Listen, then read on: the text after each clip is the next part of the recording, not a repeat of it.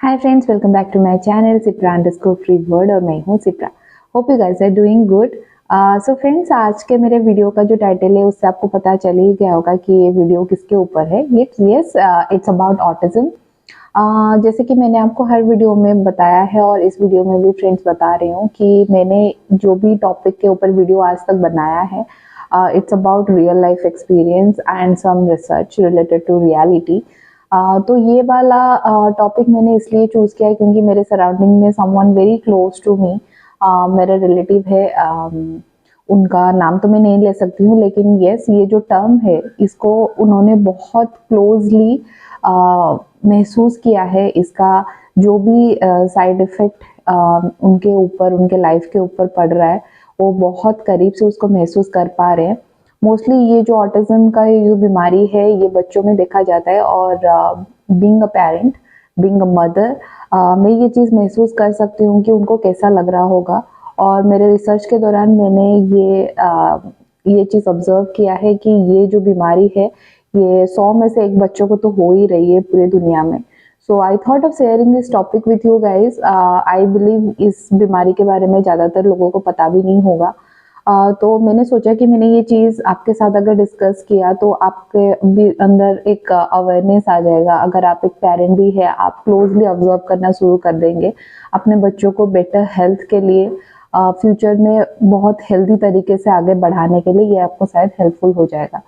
सो इसमें मैं आज ऑटिज्म क्या है डिस्कस करूंगी, इसका रीज़न क्या है, इसके सिम्टम्स क्या है, इसका क्या क्या ट्रीटमेंट रहता है, सब कुछ मैं इन ब्रीफ डिस्कस करूंगी। So without wasting any time friends, let's start today's discussion.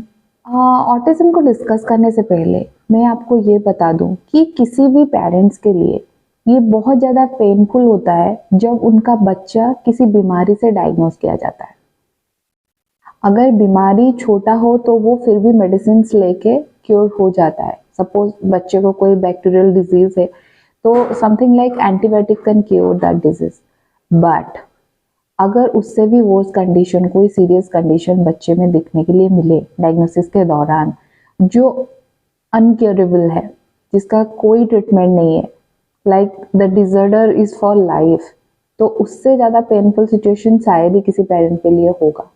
तो autism is one of those disease. आज इसके बारे में हम ब्रीफली बात करेंगे। Let's discuss. Autism is a neuro developmental disorder that causes a child to develop repetitive behaviors and difficulty in communicating and interacting with other people. ये जो autism है ये at the age of 2, I mean बच्चों को जब 2 साल होता है ना, लाइफ का पहला 2 इयर्स में ये चीज़ मोस्टली डायग्नोस हो सकता है। ये इसका कोई एज ग्रुप भले ही ना हो, लेकिन मोस्टली देखा गया है कि बच्चों को जब 2 इयर्स हो जाता है, आई मीन किसी का 1 ईयर में, किसी का 2 इयर्स के अंदर ही सिम्टम्स दिखना शुरू हो जाता है। और फ्रेंड्स, मैं आपको एक चीज़ बता दूं कि ये जो कंडीशन है ये ज़्यादातर लड़कों के ऊपर अफेक्ट करता है एज कम्पेयर टू लड़कियाँ। अगर मतलब रिसर्च के माने तो लड़कों को ये 4 टाइम्स ज़्यादा अफेक्ट करता है एज कम्पेयर टू गर्ल्स। ये ज़रूरी नहीं है कि ये कोई पर्टिकुलर फैक्टर के लिए, आई मीन पेरेंट्स के एज को लेके या फिर बच्चे को एज को लेके ये डिजीज होता है। नहीं, ये भी हो सकता है कि कोई heavy dose of genetical impact हो इसमें इन्वॉल्व, जिसके वजह से ये डिजीज देखा जाता है। और जैसे कि मैंने आपको पहले ही बताया है कि रिसर्च के दौरान ये पता चला है कि 100 में से एक बच्चे को ये ऑटिज्म का बीमारी होता ही है in the whole world. Friends, मैं आपको ये बता दूं कि autism is also refer to autism spectrum disorder, ASDB बोला जाता है इसको शॉर्ट फॉर्म में। चलिए फ्रेंड्स, अभी डिस्कस करते हैं इसके कॉजेस के बारे में। देखिए, रिसर्च के दौरान ये पता चला है फ्रेंड्स कि रिसर्चर्स को भी नहीं पता है कि ऑटिज्म का एग्जैक्ट प्राइमरी रीजन क्या है, लेकिन इतना जरूर पता चला है सर्वे से कि अगर किसी इंडिविजुअल का जीन इसमें इन्वॉल्व हो तो yes, it can lead to autism. Gene मतलब इसमें बहुत सारे फैक्टर है, जैसे कि अगर एक बच्चे का कोई सिबलिंग ऑटिज्म डेवलप हुआ हो, या फिर a child who is having older parents, parents का एज बहुत ज़्यादा हुआ है और उसके कंपैरिजन में जब प्रेगनेंसी प्लान हुआ है तो बहुत सारी कमियां रह गई है जिसका जीन इम्पैक्ट डला है बच्चे के बॉडी के ऊपर, तो ऑटिज्म डेवलप होता है during the first 2 years of their life. उसको छोड़ के कोई अगर आपके बॉडी में जेनेटिकल कंडीशन है कोई भी, लाइक डाउन सिंड्रोम आप बोल सकते हो, ऐसे में भी ऑटिज्म का चांसेस रहता है। उसको छोड़ के अगर किसी बच्चे का बर्थ वेट बहुत कम हो, कोई बच्चा, कभी कभी बच्चे 1.8 किलो के साथ पैदा होते हैं, कभी कभी उससे भी कम हम पैदा होते हैं, तो वो चांसेस रहता है कि शायद ही उनको ऑटिज्म डेवलप हो जाए in future. So these are the various reasons that scientists and researchers are predicting, but primary cause क्या है ये पुख्ता सबूत के साथ आज तक साबित नहीं हो पाया है। So these are the things we can consider are responsible for autism leading. So friends, चलिए अभी बात करते हैं इसके symptoms और signs के बारे में। Autism or ASD is a developmental disability that caused by differences in the brain. तो ऑटिज्म जिन बच्चों को होता है ना, उनको बहुत सारे चीज़ों में प्रॉब्लम होता है। मोस्टली उनको सोशलाइज होने में प्रॉब्लम होता है, उनका सोशल इंटरेक्शन दूसरों के साथ, कोई भी जैसे म्यूचुअल जो भी हमारे एबिलिटी होता है ना, जैसे दूसरों को देख के स्माइल करना, दूसरे बच्चों के साथ इंटरेक्टिव होना, कोई अगर बच्चे के साथ बात कर रहा है इन हैप्पी मोड और इन सैड मोड, बच्चे का कोई रिस्पॉन्स ना होना, मोस्टली सोशल इंटरेक्शन कम्युनिकेशन में प्रॉब्लम होना, ये सारी चीज़ें होता है। इसको छोड़ के कोई भी रिपीटेटिव बिहेवियर्स, रेस्ट्रिक्टेड बिहेवियर्स या फिर किसी भी चीज़ में इंटरेस्ट ना दिखाना, so yes these are the things. इनके अलावा कुछ और चीज़ें भी है, जैसे किसी चीज़ में अटेंशन ना देना, बात करने में लैंग्वेज को ग्रैब करके, आपका जो भी मदर टंग है उसको ग्रैब करके बच्चा समझ के उसको बात करना, वर्ड में कन्वर्ट करना, उन सब में डिफिकल्टी होना। So these are the signs. चलिए अभी इसको ब्रीफ में बात करते हैं, जिसमें मेरा पहला पॉइंट है social communication and interaction skills. Social skills और इंटरेक्टिव स्किल्स के अंदर बहुत सारे पॉइंट्स आते हैं फ्रेंड्स, जिसमें मैं बोल सकती हूँ कि बच्चा अगर किसी एक्सप्रेशन को, कोई भी फेशियल एक्सप्रेशन को रिस्पॉन्ड ना करे, जैसे happy, sad, angry, crying, surprised, at least by 9 months of age. Avoid eye contact. अब बच्चे से बात कर रहे हो, बच्चे आपके साथ आई कांटेक्ट नहीं कर रहा है, so this can be a sign of autism. Doesn't respond to his or her own name at least by the age of 9 months of old. बच्चे का किसी गेम में इंटरेस्ट ना आना, सिंपल गेम जो भी रहता है बच्चे खेलते हैं नॉर्मली, किसी चीज़ में इंटरेस्ट ना रहना। नॉर्मली बच्चों को हम जब इंटरैक्टिव कराने के लिए ट्राई करते हैं, कोई आया है घर पे, बच्चे को देख के क्यूट बोल रहा है, जाने के टाइम बाय या फिर देखने के बाद हाय बोल रहा है, बच्चा हाथ भी नहीं हिला रहा है, एक हैप्पी वाला स्माइल भी नहीं दे रहा है, तो जेस्चर्स में प्रॉब्लम आ रहा है, this is also a sign of autism. बच्चा अगर किसी चीज़ में इंटरेस्ट ही नहीं ले रहा है, बच्चों को मोस्टली जो भी चीज़ें अट्रैक्ट करता है, दूसरे बच्चे, कोई नया ऑब्जेक्ट, अगर बच्चा उसमें इंटरेस्ट ही नहीं दिखा रहा है, कोई भी चीज़ अगर बच्चा पॉइंट आउट करके नहीं बोल रहा है कि ये वाला मुझे चाहिए, आई मीन तब तक तो बात नहीं करते हैं, कोई कोई बच्चे अर्ली कर लेते हैं, मगर जो भी बच्चे एटलीस्ट बाय 12 months 1 year तक अगर बच्चा कोई चीज़ में इंटरेस्ट नहीं दिखा रहा है, कोई चीज़ बच्चे को पसंद है, बलून्स वगैरह, तो उसको पॉइंट आउट करके भी नहीं दिखा रहा है कि that I want in his or her language, तो this can be a sign. कभी कभी ये होता है कि बच्चों के साथ जब अदर ग्रुप ऑफ चिल्ड्रन जब आते हैं उनको ज्वाइन करने के लिए, उनके साथ खेलते हैं, वो उनको नोटिस ही नहीं करते हैं, वो अपने में ही रहते हैं, अपने धुन में। कोई के बच्चे अपने साथ भी खेलते हैं, अपने साथ बात करते हैं। आजकल तो टेक्नोलॉजी इतना एडवांस हो गया है कि मोस्ट ऑफ द पेरेंट्स को मतलब बच्चों को वो फ़ोन पकड़ा देते हैं, टैब पकड़ा देते हैं या फिर टीवी चला के छोड़ देते हैं, तो बच्चे टीवी के अंदर घुस जाते हैं, वही उनका दुनिया बन जाता है। हम इंटरैक्शन नहीं करते हैं बच्चों के साथ, तो बच्चे बाहर जाके भी इंटरैक्टिव नहीं हो पाते हैं, वो उनको अपने आप को आइसोलेट कर देते हैं, which is not at all good sign. अगर हम ऑटिज्म के बारे में डिस्कस कर रहे हैं तो मैं आपको बता दूं friends, this is very very risky. You have to be interactive with your child at home only so that they will learn the same thing and they will try to socialize while they would be outside of the house. बच्चों को जब 2 साल हो जाता है तब बच्चे मतलब कोई कोई सोशल चीज़ों में वो इंटरेस्ट लेते हैं, जैसे सिंगिंग हो गया, डांसिंग हो गया, स्विमिंग हो गया, कोई भी दूसरे बच्चों के साथ प्लेग्राउंड में जाके खेलना वगैरह. उन सब में अगर बच्चे इंटरेस्ट ही नहीं दिखाते या फिर उनको वो एबिलिटी आता नहीं है वो सारी चीज़ें करने के लिए, this is high time you have to notice those things and report to your doctor. So next point है friends, repetitive behaviors, restricted और interest. इसमें भी बहुत सारे पॉइंट्स आते हैं.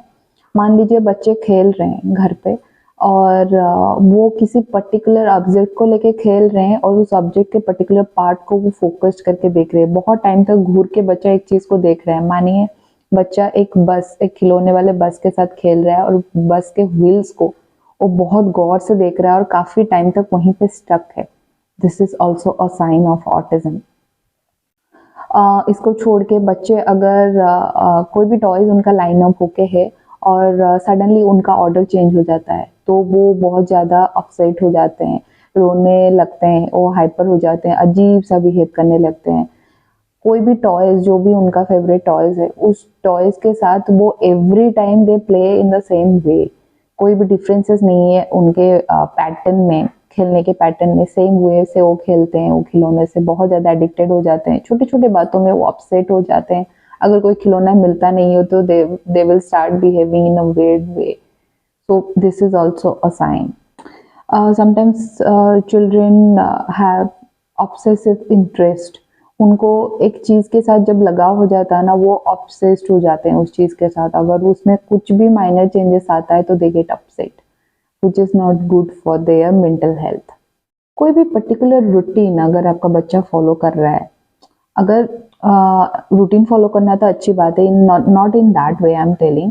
अगर बच्चा सुबह उठ रहा है, अपना ब्रश कर रहा है, खाना खा रहा है, सब कुछ एज यूजुअल कर रहा है, बट आपको नोटिस करना है उसमें कि वो किस चीज के साथ कुछ वियर्ड बिहेव कर रहा है, वियर्ड रिस्पॉन्स दे रहा है, किस चीज में वो ज्यादा ऑब्सेस्ड है और उसको लेके वो कुछ डिफरेंट बिहेवियरल चेंजेस उसमें दिख रहा है. आपको वो ऑब्जर्व करना है.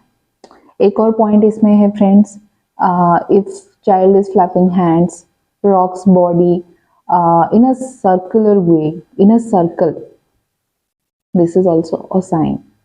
If child is having unusual reaction to a thing, in terms of smell, feel, look, तो कोई चीज अगर हमें एक चीज अच्छी दिख रही है, हम उस चीज को देख के स्माइल कर रहे हैं, खुश हो रहे हैं, लेकिन बच्चा उस चीज को देख के गुस्से से घूर रहा है या फिर वो completely out of the mind हो गया है, कोई भी वियर्ड रिएक्शन दे रहा है या फिर वो गुस्सा हो रहा है, तो this is unusual reactions. You should observe this and closely monitor this things. Never ever ignore this small things because it will create big hurdle in future. So guys you have to be very much careful with your children. तो इसमें friends मेरा third point है other characteristics, जिसमें बहुत सारे points list down है. जैसे मेरा पहला पॉइंट है डिलेड लर्निंग स्किल्स. बच्चा धीरे धीरे बड़ा हो रहा है और उसके एज के हिसाब से उसको चीजें जिस तरह से ग्रैब करना है, जिस तरह से उसको सीखना है, वो सीख नहीं रहा है. उतना एबिलिटी आप उसमें नहीं देख रहे हैं. This is also a sign of autism. इसको छोड़ के बच्चे का जो भी लैंग्वेज, आपका जो भी मदर टंग है, उसको अगर वो समझ नहीं पा रहा है, वो वर्ड्स वो याद नहीं कर पा रहा है, वो लैंग्वेज को वो बात मतलब या स्पीच में कन्वर्ट नहीं कर पा रहा है, तो this is not a good sign. You have to closely monitor this. Then delayed in movement skills. बच्चे का जो भी बॉडी लैंग्वेज होना चाहिए अकॉर्डिंग टू देयर एज, अगर वो चीज वो नहीं कर रहा है, उसमें डिले हो रहा है, you should consult the doctor immediately. इन सारी चीज़ों में बिल्कुल भी लापरवाही नहीं बरतनी चाहिए क्योंकि ये बहुत ज़्यादा घातक साबित होता है. बच्चे में अगर आप hyper active, impulsive, inattentive behaviours आप नोटिस करते हो तो आपको इमीडिएटली कंसल्ट करना चाहिए हेल्थ प्रोवाइडर के साथ. आपको ये चीज़ चेक करना है अपने बच्चे में कि उनके बिहेवियर में usual sleeping habits, usual eating habits वो नॉर्मल है कि नहीं, वो कंसिस्टेंट है कि नहीं। अगर उसमें आपको कोई भी बिहेवियरल चेंजेस दिखता है, then yes, that's definitely a sign of autism.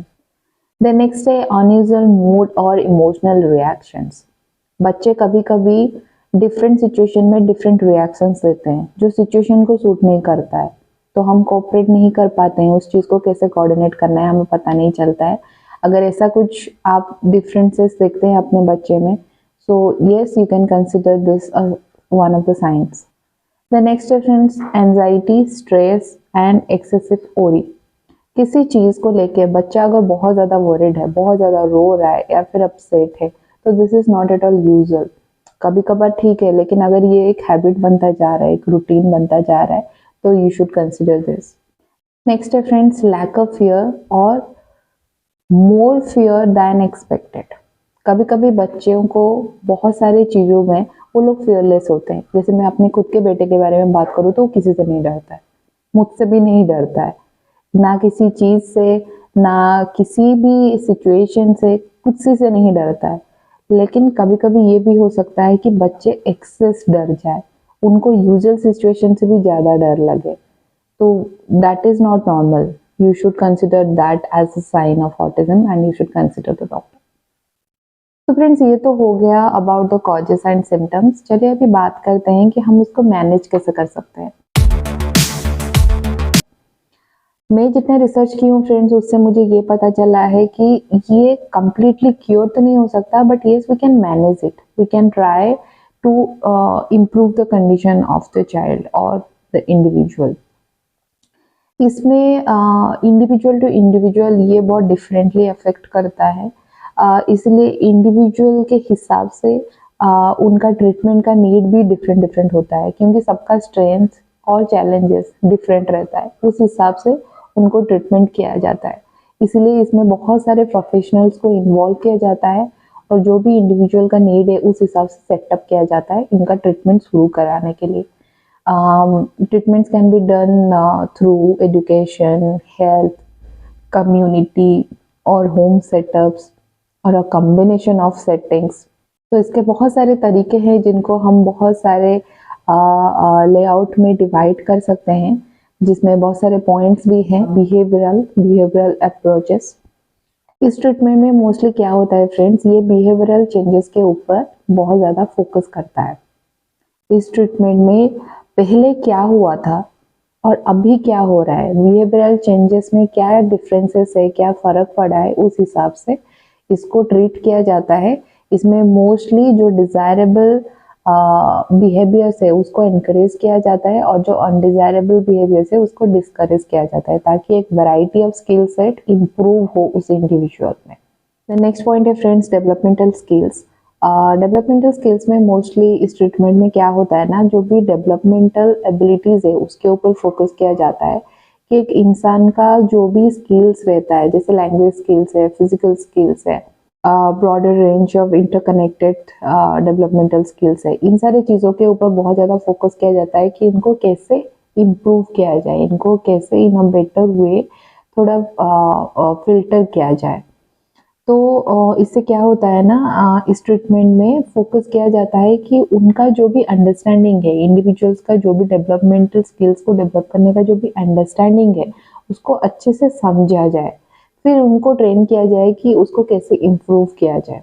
जैसे कि अगर कोई कुछ बात करना चाहता है, कोई भी इंटरैक्टिव होना चाहे, सोशलाइज होना चाहे, तो उनको वो समझना बहुत ज़्यादा इम्पॉर्टेंट है कि उनको कहाँ पे क्या बात करना है, किससे कैसे बात करना है, वो जो उनका लैंग्वेज है, जो भी स्पीच वो देना चाहते हैं वो कैसे इंटरैक्टिव हो सकते हैं, उनको पहले वो चीज़ समझना है। फॉर एग्जाम्पल, अगर हमें कोई एप्पल बोलता है तो हमारे दिमाग में क्या आता है कि एप्पल देखने के लिए ऐसा है, एप्पल का कलर ऐसा रहता है, एप्पल यहाँ पे होता है, मार्केट में हो सकता है, पेड़ में हो सकता है, वो हम दिमाग में एक सिनेरियो बना लेते हैं, एक इमेज बना लेते हैं, लेकिन उन लोगों को वो चीज़ समझ में नहीं आता है। तो वो चीज़ को पहले उनको समझाया जाता है कि कैसे ये चीज़ को अंडरस्टैंड करे, कैसे उसको एक लैंग्वेज स्किल में कन्वर्ट करके इंटरैक्टिव करे लोगों के साथ। आई एम श्योर अगर आप लोग तारे ज़मीन पर मूवी देखे होंगे तो आपको ये चीज़ समझ में आ गया होगा, क्योंकि मैं वही एग्जाम्पल देके इस वीडियो में आपको समझाना चाहती हूँ। उस बच्चे को जैसे वर्ड्स का अंडरस्टैंडिंग नहीं होता था, ठीक वैसे ही ये केस में भी वही होता है और उसको इम्प्रूव कराने के लिए ये लोग ट्राई करते हैं डेवलपमेंटल अप्रोच। इसमें क्या होता है ना, सम may communicate verbally or some may communicate via signs, gestures, any object or any electronic communicative device. Then मेरा नेक्स्ट पॉइंट है friends, educational treatments. Educational treatments mostly classroom setup के साथ आता है। इसमें प्रोफेशनली ट्रेन टीचर्स रहते हैं जिनके साथ क्लासरूम को एडजस्ट किया जाता है और उनको एकेडमिक्स और आउटकम्स के लिए एक इंडिविजुअल का डेवलपमेंट कैसे कराना है प्रॉपरली वो ट्रेंड होके आते हैं और वो ट्रीटमेंट में वो हेल्प करते हैं। द नेक्स्ट है friends, social skills and relational. इसमें मोस्टली फोकस किया जाता है कि एक इंडिविजुअल का सोशल स्किल कैसे डेवलप किया जाए ताकि वो बहुत अच्छे से सोशलाइज हो सके, लोगों से इंटरैक्टिव हो सके और इमोशनल बॉन्डिंग जो होता है ना उसको वो स्ट्रांगली बिल्ड कर पाए। वो एबिलिटी के ऊपर फोकस किया जाता है। इसमें कभी कभी पेरेंट्स को भी इन्वॉल्व किया जाता है क्योंकि उनका कनेक्ट बहुत अच्छा रहता है बच्चों के साथ और बेटर वे में वो समझा पाते हैं बच्चों को, वो सिचुएशन क्रिएट कर पाते हैं। पीयर मेंटर्स को भी इन्वॉल्व किया जाता है जिनके साथ वो इंडिविजुअल बहुत ज़्यादा कनेक्टेड है। देन नेक्स्ट पॉइंट है फ्रेंड्स मेरा फार्माकोलॉजिकल। इस ट्रीटमेंट में क्या जाता है कि कोई भी को अकरिंग सिम्टम्स जो भी रहता है एएसडी के साथ एसोसिएटेड होके उसको इम्प्रूव कैसे किया जाए उसके ऊपर फोकस किया जाता है क्योंकि कोई भी कोर मेडिकेशंस नहीं है ऑटिज्म के लिए। तो उसके साथ जो भी को अकरिंग सिम्टम्स है उसको कैसे बेटर किया जाए, उसको कैसे इम्प्रूव किया जाए ताकि वो चीज़ आपके साथ ना हो, उसके ऊपर फोकस किया जाता है इसमें। नेक्स्ट पॉइंट है मेरा फ्रेंड साइकोलॉजिकल। साइकोलॉजिकल ट्रीटमेंट में बहुत सारे इम्प्रूवमेंट होते हैं जैसे एंजाइटी, डिप्रेशन, बिहेवियरल चेंजेस, आपका जो भी फीलिंग्स है, जो भी थॉट्स है, जो भी बिहेवियर्स है उसके अंदर सबके बीच में जो कनेक्शन है ना उसको कैसे आप अंडरस्टैंड कर पाए, आप कैसे मतलब धैर्यपूर्ण चीज़ों को कैसे समझ पाए, आगे बहुत ही अच्छे तरीके से अपने लाइफ को लीड कर सके उसके ऊपर फोकस किया जाता है। इससे आपका मेंटल हेल्थ कंडीशन भी ठीक हो जाता है और आप जो इन सारी चीज़ों को लेके हमेशा वो जो टेंशन रहता है ना, चाहे वो बच्चा हो या फिर बड़े हो, उनको उस चीज़ से रिलीव कराने के लिए, उनका मेंटल हेल्थ मोस्टली शांत रखने के लिए ये ट्रीटमेंट किया जाता है। देन फ्रेंड्स मेरा last but not the least the point is complementary और अल्टरनेटिव थेरेपीज। अगर ये जो सारे थेरेपीज जो भी ट्रीटमेंट्स मैंने बताया आप लोगों को, अगर ये सारी चीज़ भी काम नहीं आता है then the last one is complementary therapies. इसमें कुछ स्पेशल डाइट इंक्लूड किया जाता है उन इंडिविजुअल्स के लिए। बहुत सारे थेरेपीज यूज़ किए जाते हैं जैसे animal therapies, art therapies, mindfulness और relaxation therapies, then herbal supplements. इन सारी चीज़ों को उनके डेली लाइफ में इंक्लूड किया जाता है। एक पर्टिकुलर रूटीन मेंटेन किया जाता है ताकि वो डिस्ट्रैक्ट ना हो और इन सारी चीज़ों को आराम से फॉलो करे, उनका लाइफ थोड़ा बेटर वे में रन हो, उनका मेंटल और फिजिकल हेल्थ कंडीशन ठीक रहे ताकि वो अपने आप के साथ कैसे डील किया जाए, दुनिया के साथ कैसे डील किया जाए, उनको अच्छे से वो चीज़ अंडरस्टैंड हो। सो फ्रेंड्स आज के लिए बस इतना ही। आई होप आपको ये सारे डेटा मदद करेंगे अपने लिए या फिर आपके सराउंडिंग में जो भी है इस सिचुएशन में उन लोगों के लिए भी मददगार साबित होगा। मैंने अपने रिसर्च के दौरान और रियल लाइफ एक्सपीरियंस के दौरान जो भी चीज़ें ग्रैब किया था वो मैं आपके साथ शेयर कर दी। I believe it will create a very good awareness in your life. Friends अगर आपको इसके रिलेटेड और भी कुछ डेटा चाहिए तो आप प्लीज मुझे कमेंट करके बताइए। I will be very happy to answer those questions and make another videos on the same. मैं हमेशा ही वेट करती हूँ आप लोगों के मैसेजेस के लिए। प्लीज़ मुझे ऐसे ही प्यार देते रहिए। अगर आपको ये आज का वीडियो अच्छा लगा हो तो प्लीज़ लाइक कर दीजिए और मेरे बेल आइकन पे क्लिक कर दीजिए ताकि आपका नोटिफिकेशन आपको आता रहे। और फ्रेंड्स अगर आप मेरा चैनल पहली बार देख रहे हैं तो please subscribe to my channel and click the bell icon as well. जब तक मैं नया वीडियो पोस्ट नहीं करती हूँ सब मोर इन्फॉर्मेटिव डेटा। आप लोग अपना ख्याल रखिए और ऐसे ही मुझे प्यार देते रहिए। Love you guys, bye.